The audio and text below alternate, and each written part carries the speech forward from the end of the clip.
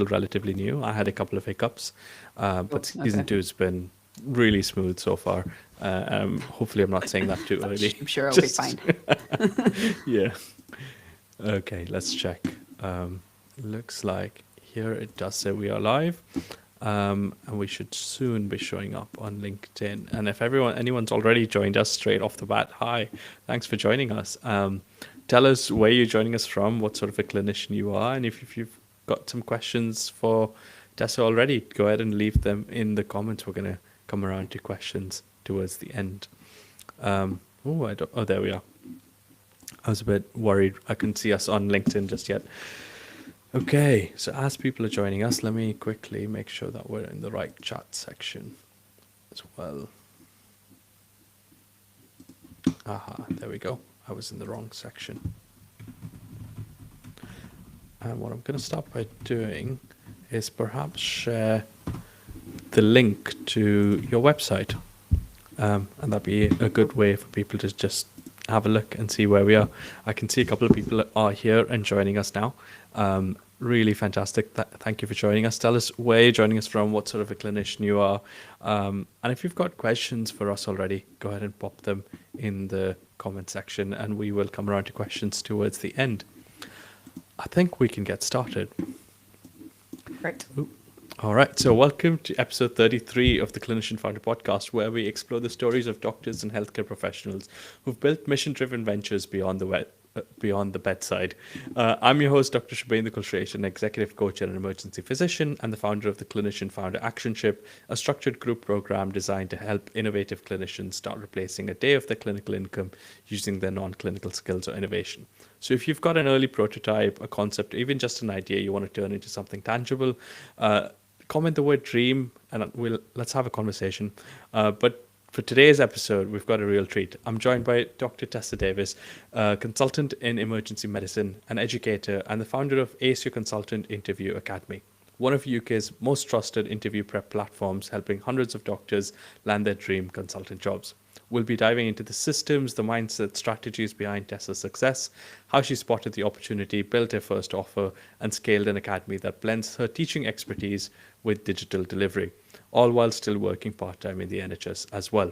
Let's get into it. Thanks so much for joining me today, Tessa. How are you? I'm very well, thank you. That was a very lovely intro. Thank you. I read it out. It's so good to have you here. I know you've probably met me very recently, but I've probably met you on stage, I guess, a couple of years ago, and I think from DFTB and all of the other work you do. But I guess for our audience, would you mind just sharing a little bit more about yourself so they can get to know you? Yeah, so I'm a pediatric emergency doctor, and I've been working as a consultant for the last 9 years in London in a trauma centre, and I also run a master's course in pediatric emergency medicine, which I've been doing for I think 4 or 5 years. And my previous non-clinical interest was always been in medical education and informal medical education, and it really started with Don't Forget the Bubbles, which is a educational pediatric team and community that we built over the last 10 years, more than 10 years now. And so through that, I really got into community building, building connections online, remotely, although we do face-to-face as well, and delivering education in a meaningful way. And that evolved to interview coaching, which I really loved doing when I started just doing it on a one-to-one basis. And so I've kind of merged my community building, online learning skills and education with the interview prep all together and developed the AYCI Consultant Interview Academy. Wow, that's amazing. It's really exciting because I speak to clinicians all the time and we talk about strengths and we talk about like what's their unique advantage and how did their experiences come together. And it sounds like you've done that really, really well and really successfully. What would you say has been the highlight of your life as a clinician founder? The highlight of my life as a clinician founder. Well, I think the highlights are always to do with the people that I work with. So for me, it's not really, it's being able to work with a team that I love and being able to work with learners that get something meaningful from it. So I think my highlights are not like grand things. It's actually in these connections, which is why I love the community building element so much, because that's what I get most out of it, is these connections. That's beautiful. Is there a moment that kind of stands out to you where you felt like, this is exactly what I was working towards? This is the moment where it's starting to come together. It's finally come together. I think I'm lucky in my academy, which is I actually get these moments regularly, which is when we have, because we get to know our students, our learners really closely, and they go from feeling really anxious and overwhelmed to feeling great before they go into their interview. So for me, the best part is when because I message people the night before their consultant interviews, when they tell me that they're and I ask them, how are you feeling? When they tell me that they're feeling nervous, but they feel ready and that they know they're going to give it their best shot. That being able to get someone to that is what I'm doing it for. And in the end, like whether they get it or not, obviously I want them to get it. That's why I do the academy. But for them at that point, is knowing that you've given it your all is important, because what is the worst feeling is having deep regret when you leave the interview room, that this was your dream job, you should have done more, you should have prepped more, you wish you'd have made more time. And so, yeah, we want people to feel that they don't have the regret, that they feel ready, just bring it on, whatever they ask me is going to be fine. So when people tell me that, and I know where they've come from, even in a short space of time, that's amazing. That's that's the best thing. That's beautiful. What I'm hearing in there is a really good sense of confidence and awareness of like, when you've gotten the person to that point where you've done the best you can and they've done the best they can, and you've given them the best chances at that consultant interview. And to me, I think from the perspective of being a founder, it kind of speaks to the surety you have in your delivery, and knowing that there's a problem you can really solve. And for a lot of clinicians really early stage who are even considering things or have some degree of skills, or maybe educators like you, or maybe innovators or people who like to code, could you speak a little bit to what it takes to go from that stage to really being confident in knowing you can solve a problem for someone?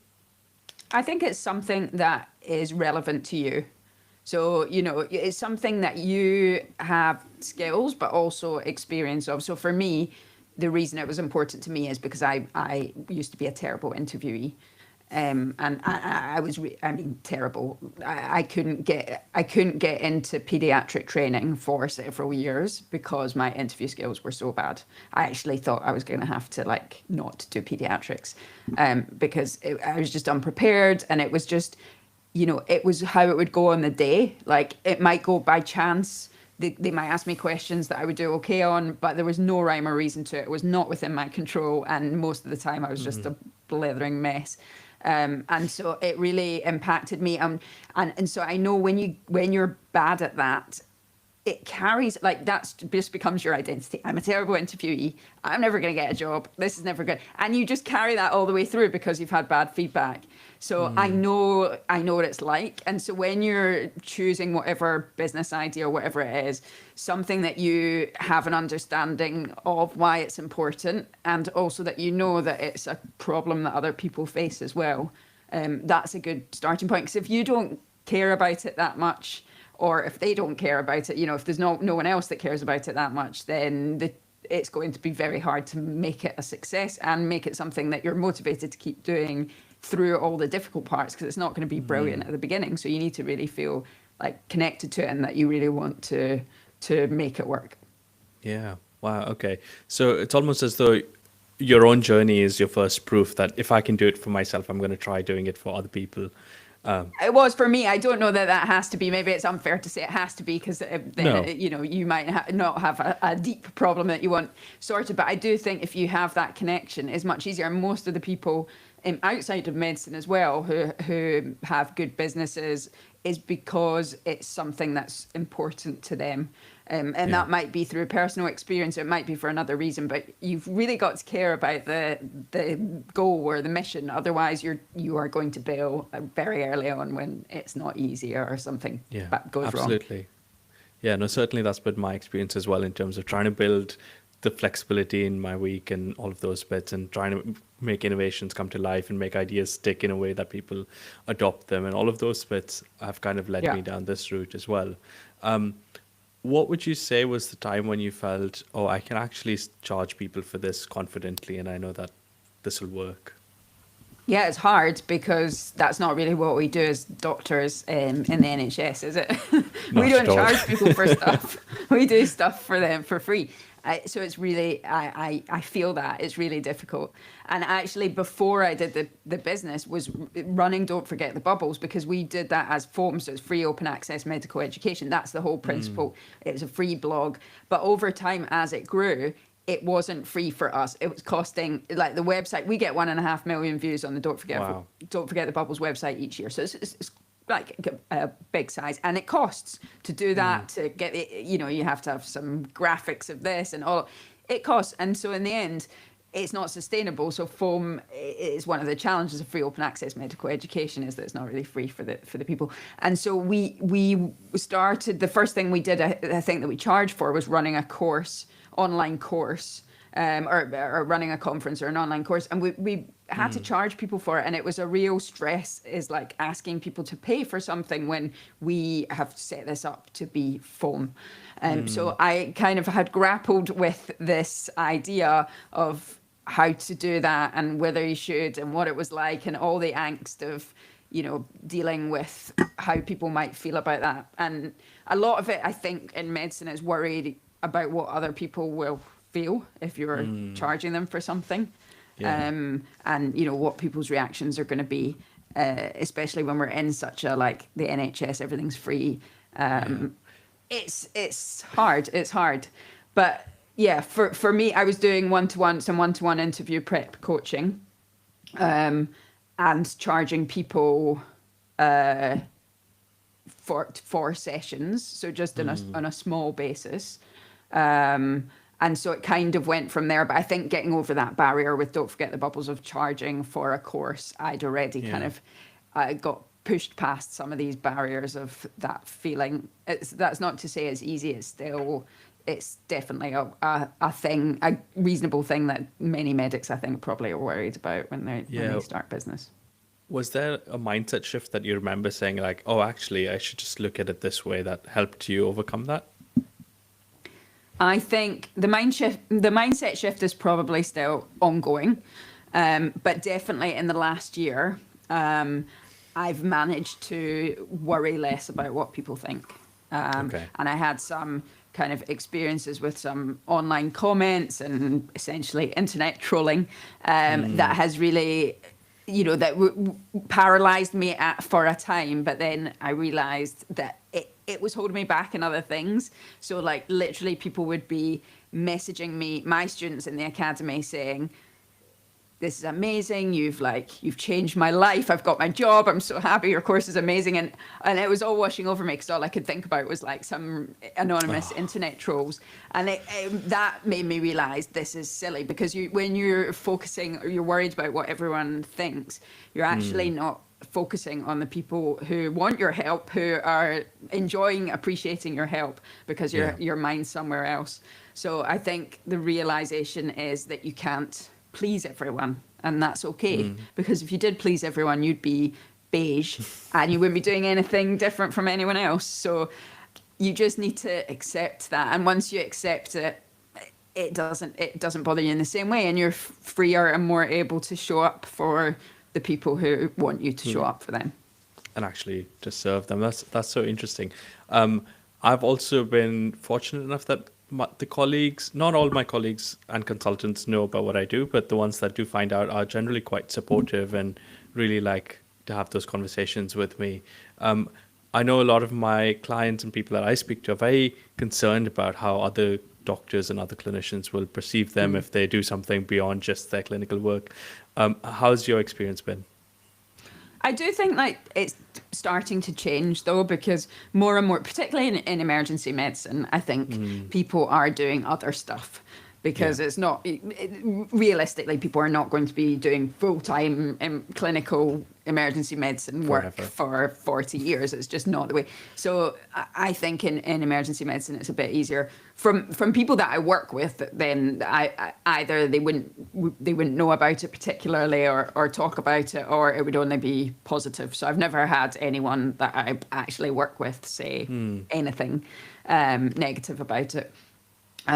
So yeah, I think most people are probably curious, thinking like, wouldn't it be good if they had a side thing or something else that they could do, but they don't know how. Yeah. And hopefully it will just start conversations. I think, well, that's what you're doing, and that's why it's important, because that's the reality. Is most of us have other, even if it's not a business thing, still have other non-clinical things that we do. Yeah, absolutely. I mean, the number of people I know who do expedition medicine and Oh, yeah. woodworking and cycling crazy distances, Yeah. it's amazing. It's an interesting bunch. So I've definitely had a similar experience in emergency medicine as well. I think surgeons are another group that find it quite challenging to say, how do I do this, especially while in training and getting their numbers up. Yeah. But they're also the group that end up having a lot of private work and private practice later on. So Yeah. they kind of build something Yeah. of their own in that space. Interesting. Okay, so when it comes to running a successful program, and I'm remembering Taki Moore, I love his content. He's another coach for coaches. He talks about 3 pillars of success. So he talks about good content, which is why people kind of come to you, good coaching, which is why they actually succeed and things stick, and then good community, which is what helps them stay for longer. And it sounds like you've done loads of them. Which of those 3 were perhaps the hardest bit for you? I don't think one is harder than the other. I think they're all kind of in synergy, to be honest. Okay. The community is, I am a community builder, so the community is essential to me creating something that I think benefits everyone. Because a lot of when people are prepping for their consultant interviews, they feel like they're the only person who is going through what they're going through. They're the person who's worse than everyone else, or they don't have anything special to show in their interview. And when you're part of a community, it can be isolating as well, because when you're applying for a consultant job, you can't really talk to people that you work with about it, because you might be, either they'll be interviewing you might be up against people that you're working side by side with. And so I think it can be quite isolating and feel like there's no one you can talk to within medicine that really understands. So having a community of where you realize, okay, there's other people in other parts of the country, in other specialties, but actually they're all going through the same thing, is really of benefit. It's of massive benefit to my students. So building the community has been one of the most important things. I don't think any has been more challenging than the other, because they should all come hand in hand about building a good experience for people that works for them. I'd love to get into the community building aspect. I think especially 2025, 26, there's information overload now, there's AI overload. And I think more and more people are seeking that community and that human connection. I'm thinking about the people that are looking to take these consultant interviews, and I'm comparing that to the bunch of conversations that I've had. And I feel like doctors are seeking that human connection, but equally very hesitant of showing up in a group setting and turning their cameras on and having a conversation. How have you managed to overcome those bits and actually create a successful community?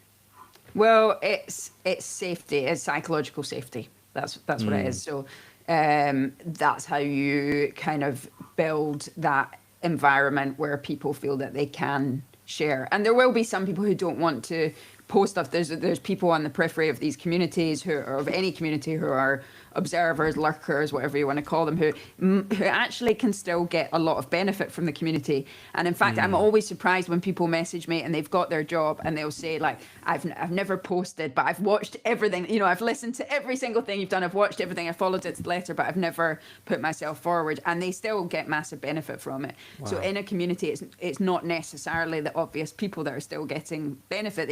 People on the peripheries can still see it work. But it's safety, and I think we achieve that through being available and being non-judgmental. So we're very accessible. I mean, we DM people all the time as well. Okay. So for people to put themselves forward, we encourage them. And when they put themselves forward, it's more like any advice comes from a place of love. It's not like berating them or this is ridiculous. And I think as people realize that, we're fighting in their corner for them, and our only goal is to help them get their job. We want, their success is our success, basically, that actually that becomes a safe environment to then put themselves out there, and they start to see other people doing the same and improving. So I think, being kind, but also it's not like just being kind for the sake of it. People know that we tell them what they need to do to improve, but it's coming because we want to help place. you. So, yeah. And so do all your cohorts kind of go into the same big community, or do they stay isolated? Because you do a couple of intakes. It runs at different points during the year, but actually once you're in, you can join as many cohorts as you want anyway, so people will come back. So they're all in one big community. Some people do like to have more private support, and so they you can, there's options for you to get private chats with the coaches and send us your interview answers privately rather than posting them on the community. So some people like that and prefer that. The people, I mean, there's lots of people posting in the community, and actually they benefit from seeing other people posting and seeing what they're doing. And that kind of gives people strength as well, I think. Yeah, that's fantastic. So you might have people who are just immediately joined, but people who've been practicing and ongoing for quite a while, maybe even done a couple of interviews. Okay. Yeah, it's not that they've necessarily done a couple of interviews. It's that some people join in the final year of their training. Some people join when they're doing, because they can stay for as long as they need. Once you're in, you just stay till you get your job. Oh, fantastic. So some people will come in for a fellow job and then stay because they know they're going to have a consultant interview in 6 months. Some people will come because they're in their final year of training and the interview's coming up, so they might dip in and out. So you kind of you get an idea of where you're headed, and then you come back. And that's a much kind of easier place for people to be than I've got an interview in 2 weeks and it's my dream job and I haven't done anything kind of panic. Which you can still do. You can still do, but it's better, to be able to pace yourself. So that mix of people who've been in several cohorts, who know the ropes, who've gone through these initial stresses of posting an answer, they help reassure other people and they take the lead, and so I think it kind of that helps build it as well. That's beautiful. That decision to kind of just let them stay for as long as they like, was that ever up for contention, or was that quite natural? Like, that's just how it has to be? It wasn't. It was always the way it was going to be, I think, because people you're not really in control of when your interview comes up. You're at the mercy of a million different things. So we want people to be able to take it at their pace, and also, I want to be with them until they get their job. That's it. So if they were struggling, if there's some people that want longer, like they'll feel better if they prep for 6 months, or there's some people who just want to prep in 2 weeks. So I want to be able to, I think to be able to support people the best, I wanted to make it flexible to work for them. I've not thought about not allowing them to stay for as long as they need, and they're happy with it and we're happy with it, and it means we build really good relationships with our students. So that's beautiful. I think what I'm hearing is that there's a real clarity in what you're helping them achieve and the intentions behind that, and whatever you're doing is built and geared towards their success. And really being a value-led founder like many clinician founders are there other perhaps quirks or things that you do as a business in terms of the decisions and choices that don't make business sense but make sense for you because that's what you're trying to achieve? Yeah, I think we spend a lot more time than another fully business oriented person would do with their students, because we're probably not great at setting boundaries for ourselves. So, if we message people at night. If someone messages me at 11 p.m. and I'm there on Circle, I'll check it. So it's not like we clock in and clock off. Yeah. So that availability, I don't think someone who wasn't invested in the community and was straight like what's the best for the business, then you probably wouldn't do that. So I think we're very available, which obviously is more time consuming for us, but actually it's of massive benefit to the students. Oh, fantastic. Yeah, I love it when that kind of shows through in the decisions you make and the way the business functions. And I really hope that it shows our listeners and our viewers that business isn't actually a bad thing. It's just a way of being able to serve people in a specific way, in a different way. Yeah.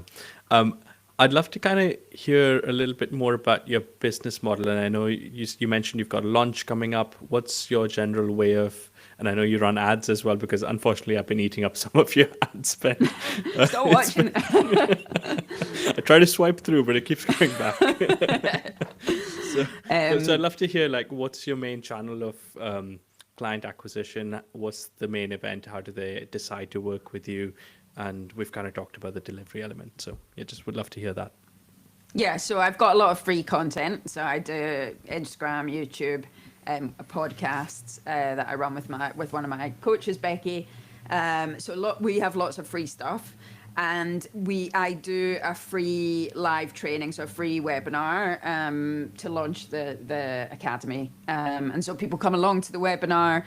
Some of them I go through kind of interview prep tips and then share a bit about the academy, and some people will join from that, and the doors open at various times during the year. So I only run it like a few times a year, and that's kind of when it opens for enrollment. It's not open for enrollment, in between times. So that's kind of the model. And then most people come from our free content or Facebook ads, which I run just during the launches, which is why you may be seeing them just now. But yeah, so that's the main way that we get people in, and a small amount of Google ads as well. Okay, so your free content and ads do the webinar that you run certain times of the year. And in that webinar, is it designed to say that, we're going to do a particular topic as a teaching through the webinar, or is it particularly say this is about AYCI consultant interview? Here's what we'll cover. It's teaching. It's training. So you could come along and just get the free training. There's lots of value in there. It's essentially a blueprint prep for your consultant interview, and kind of like a taster, I guess, of the sort of thing of me and the sort of things that you get in the academy. And then I also share a bit of information about the academy as well. Okay. And then do you run sales calls, or people just kind of choose and they sign up? I don't do sales calls. People will sign up. I'm on WhatsApp, so people can WhatsApp me, but no, I don't do sales calls for it.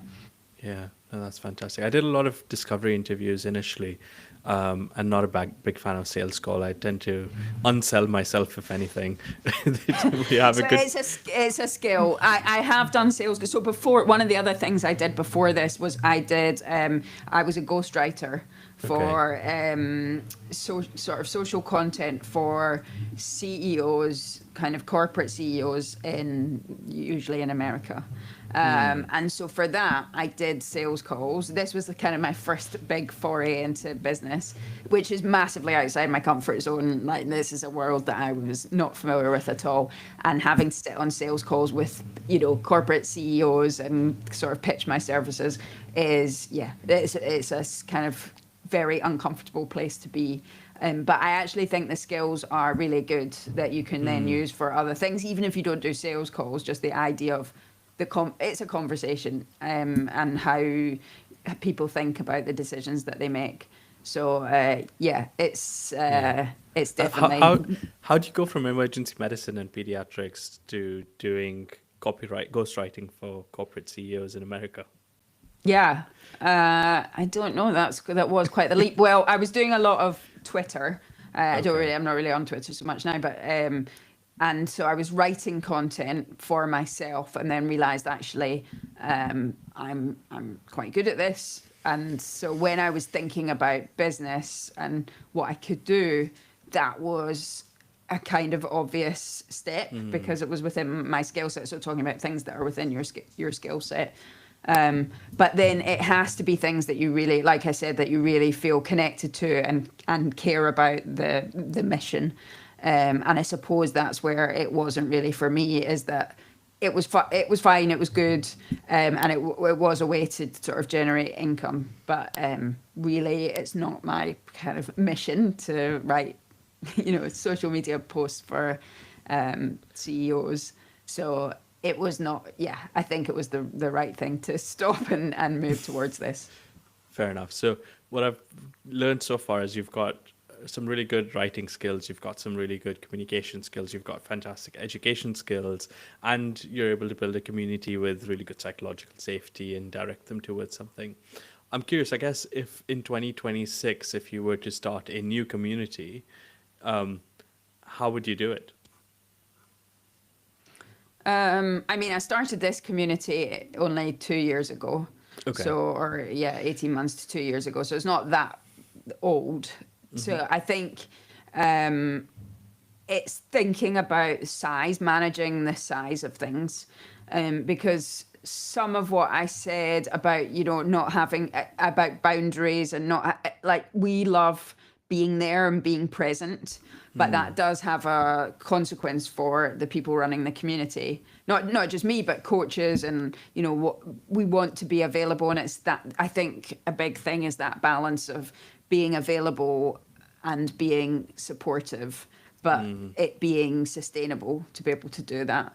And so I think it's hard to plan that at the beginning. I think it is hard to plan that. Rough ratio in mind to like how many people to how No. many? Okay. No, there Just should really be. depends. There should be. We just work really hard. Like that. That's part of what is the development of it. Because it's fair. Because there will be people. The way that the pattern of mine. There's a fixed endpoint when you get your job, right? So most other businesses are kind of niches. You don't really have a fixed endpoint. Mine is you get your substantive consultant job. That's you're done. And so there's a flurry of stress and activity when that pops up, but it could pop up at any time. Right. And it's different for every person because it's not like it runs at a certain time every year. And so it makes it difficult for them to plan and for us to plan. Because there'll be people who don't do anything. They join and they don't do anything. They might watch some videos or look through some of our content, maybe come to some sessions, and then they'll get, in 4 months' time, they'll get an interview date, and they need a lot of support in the run up to that. And we want to be available for that. But it's definitely a challenge of how to sort of plan the flow. And if in those sort of early days, or like, I think most of us have at some point started a Facebook group and thought this is going to be the next big thing. That engagement is really, really challenging. So for the facilitators or the people running the group, how do you manage that balance between, being helpful and inviting versus being nagging and, please post something and like calling people out? Okay. How do you manage that? Well, we use badges to encourage people to post. So everyone likes a badge and a leaderboard, especially medics, because we all love winning stuff. True. So we actually sort of gamify some of this stuff. So we actually have a very clear, we use Circle as the community platform. We have a very clear onboarding process that they go through, which is, you get a badge, for example, for introducing yourself in the intro channel. And then there's badges to do various things. You make a commitment to how much prep you're going to do, like a small amount each day. So we're trying to kind of build habits. And then in each session, essentially, there's a leaderboard with some prizes. Wow. So it kind of motivates people to post and to go through. We've got milestones that we take people through in the course to help streamline their prep. And so you get a badge for each milestone once you get it signed off. And then the badges will get you further up the leaderboard. And so these help motivate people, makes it fun, also sets the tone for what the community is like. Helps people move through their prep. So that's definitely starts the engagement early. Fun. Yeah. Wow. Do you ever get someone who's not a good fit for the community? It's down to what they put into it. So I think there'll be people that don't do the badges and stuff, but that's fine. I mean, there's not anyone who's aggressive or abusive or anything like that in the community. There might be people who are like, oh, that's not for me, I'm not going to do badges, which is fine. The main thing that we want is for you to feel ready when you get your job and feel like we are supporting you to do that. So if that isn't through badges or leaderboards, that's fine too. And so we try to have different ways of having content there so that people can use the way they want. Like, you could just listen to the podcasts. We've got, as in our Academy podcast, not the one on Spotify, but or just listen to some recordings, or listen to someone else answering a question and not do anything yourself. Or you could throw yourself in and do a question every day. You can go on, post questions for us to review, record questions at home, go to the live sessions. So we've tried to make it kind of flexible so that it works for different people. I think the people that it wouldn't work, the people that it wouldn't work for is people who. So I think battling the system, the interview system, is not the way to get a job, because it is. Who's to say it's the fairest way? It's not the fairest way of finding like the best person, but it is the way that we've got. And so we're not battling the system. We're trying to help people with the current system get their job. So if you're feeling kind of aggrieved or battling the system, then it's very hard for that attitude not to come across in your interview. So I think that's a big challenge for people. And then the people who think they don't need, if you don't need help, or you're going to walk into the job, then you don't need a prep community. Fair enough. That's probably not for you. Yeah. No, that's beautiful. I think it sounds like your community creates your content, asks the questions, and then also becomes your testimonials, your support system, and everything else. For those early days, or if someone else doesn't yet have that community, I think there's always this point after which it starts to snowball, and it sounds like it's clearly in that momentum space for you. What was it that you think got you to that point of starting to snowball? Was there something that really worked well for you? I think being, medicine is a connected community. So in the end, when you're applying for a job, you ask your most recent, newest consultant what they did for their interview prep. So in the end, if people have good experience, they then recommend it to their buddies, their friends, their colleagues. And so the word of mouth element in the medical community is a very strong factor. And we've had 1,750 people through the academy. So it's quite a lot of people. Yeah. All in different specialties. So it's not like everyone's in emergency medicine or anything like that. Different specialties, different places in the country, in the UK and Ireland, some Australia.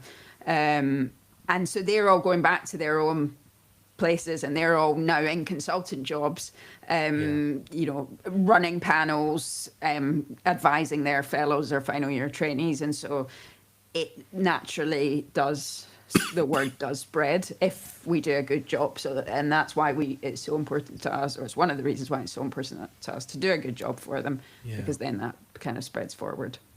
Oh, brilliant. This has been so exciting. I'm just going to quickly ask our audience to see if they have any questions. Drop them in the comment section. We're going to soon get around to answering any of your questions. I do want to swap as we normally do and give you the mic, but do you think there's any area about your business or being a founder that we haven't yet touched upon, but we should? I guess just balancing time and sort of where it would go in future. So for me, it's not a side hustle. It's like a big part of my life, my professional life. And so then it's this kind of, how are you balancing things, and what will your future career be? I love the clinical side of my work. So it's not, I don't want to leave the clinical side. But yeah, it's a challenge managing to do all the things at once. And I've got kids, and balancing all of that is a challenge. Wow. How do you currently split your time? So I do around 2 shifts a week clinically, and around 2 days a week running my master's course, and then the rest of my time and around it is doing my business. The academy. But it's not really like it's 1 day a week. It spreads. So it's a lot of time, but you've got to enjoy it. If you enjoy it, then it's worth doing it. But I think Yeah. you just need to, so you need to make sure that you're not just constantly working, because my teenagers would like to talk to me as well. So I may need to make sure I'm there for them too. Yeah, I feel like there really is a bit of a magic ratio here. I think 2 days to your clinical work, 2 days to your business, 2 days for your family, and maybe a day for yourself seems like the thing that A day everyone's for hoping to. yourself. Yeah, That's not going to happen. That would be nice. Maybe, that would be maybe nice. that's my future. No, Wishful a day thinking. for yourself is not in my immediate future. But Yeah, maybe an hour. maybe an hour. If Fair I take enough. the dogs for a walk, then Well maybe deserved. maybe Yeah, an hour. yeah, yeah. Oh, fantastic. I think it is something that a lot of people try to strive for, or at least just more time with family, and 2 days on clinical and 2 days on the business. That's a beautiful split. I had a question which I've completely forgotten. Um,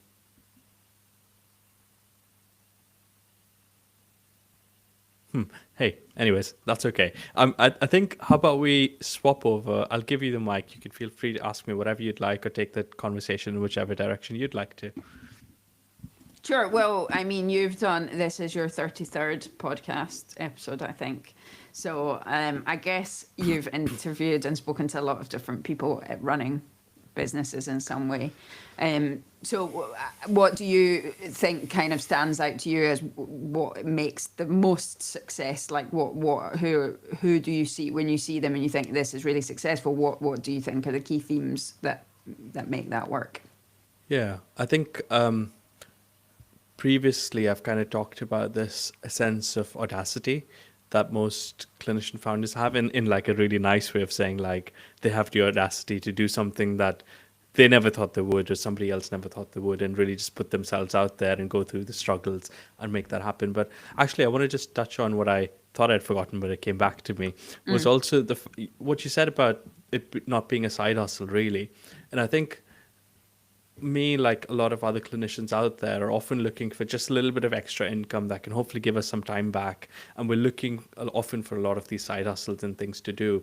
And for some reason, they always came across really challenging and unsustainable, and required a lot more effort to actually even get to that point of it being any form of passive income. But when it comes to this bit of alignment where your experience, what you want to create in the world, and the impact you want to have in the people around you, when that kind of comes together and becomes a business, and I mean, that doesn't deserve to be called a side hustle, and it definitely needs a lot more effort, but it's somehow a lot more enjoyable and really sticks, and you can kind of keep doing that for so much longer. And I think almost everyone I've spoken to on this podcast has in some way managed to find that balance between who they are, what their life's purpose is, how they actually make change in this world, and how they create resources and value for other people to consume. And I mean, in my framework, I call that like their zone of impact. Like they find that, and I think that kind of really sticks for the long run. So I think that's the big one that I hear from clinician founders. And you're all the people you speak to are staying within medicine. They don't want to leave medicine. Is that I think fair, some or of them have left medicine. I think some of them have had really bad burnout and poor yeah. journeys on that side, and then been forced to kind of find something outside of medicine. But majority of them, I would say, love their clinical work, or loved their clinical work. I think a few of them have had their business scale to such an extent where they couldn't give clinical work any of their time. But yeah, less of those who are just looking to quit because they can't stand it anymore. I think there's definitely a push factor for many people, and then the ability to balance that is always tricky. And I think that's where things go a different direction from where they would ideally like it to be. I think one of the things being a medic running a business is not knowing many other medics who run businesses. And so I'm part of a number of coaching communities or mastermind communities that are not medical. And that is good. I get a lot of benefit from it because they all have experience that I wouldn't have otherwise. But there's definitely something about being able to connect with other medics in the same situation.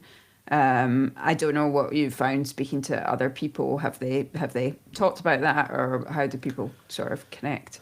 Yeah, I think there's more on the community from like the skills aspect. So I suppose you might be in a lot of educator communities. Coders and innovators are in a lot of innovation and coding communities. There's a small subset of people who are clinical entrepreneurs or doctorpreneurs, and in some sort in those circles. What I'm looking to create through the podcast, through all of my work, is also a clinician founder community. And at the moment, it's a very small group, but we're hopefully growing, and it's a balance of like, okay, do I focus on building the community? Do I focus on building a program that has a community within it? And at the moment, that's what it is. It's a program with an outcome, and community is a part, and then they stay in the community forever. So anyone who kind of joins becomes a part of the clinician founder community. And the long run, I'm hoping that my podcast guests, my clients, and then other clinician founders can also all kind of merge together into a larger cohort where everyone can be surrounded by similar like-minded people. Yeah, because I think that shared experience of all of these challenges that we've talked about, some are common to all people in starting businesses, but there's definitely some that are specific to clinicians. And being able to, sometimes in your own environment, in your own clinical environment, you might not know other people who are doing something like that. So it can, it's nice to be able to connect with others. Yeah, it's definitely one of the things that people say that, I feel like an outsider in my clinical setting, and now I'm finally able to speak to people who get it. And that's definitely one of the big ones. And you're right, we are a set of high achievers used to kind of winning and solving problems. We're not so good at failure and those bits. No. So it's nice to meet like-minded people. Yeah. Yeah. All right, brilliant. Let me just have a quick look and see if there's any questions that have come up so far. We're always a bit behind, but not that far behind. I'm going to give this a refresh because I don't see any comments at all, which is unusual. And we've got a couple of thumbs ups and likes on YouTube that are coming through. If there's any questions after this podcast, feel free to kind of drop it in the comments. We'll try and get to you. But if Tessa, if anyone would kind of like to ask you something directly, where's the best place for them to get in touch with you? Yeah, well, on the website, the medicalinterviewprep.com, there's a WhatsApp button. You can WhatsApp me.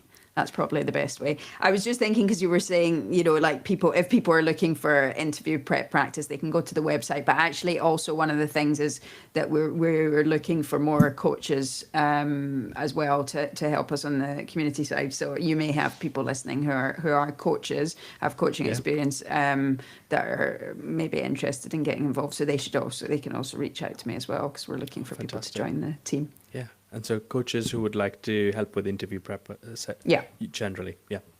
Lovely. Fantastic.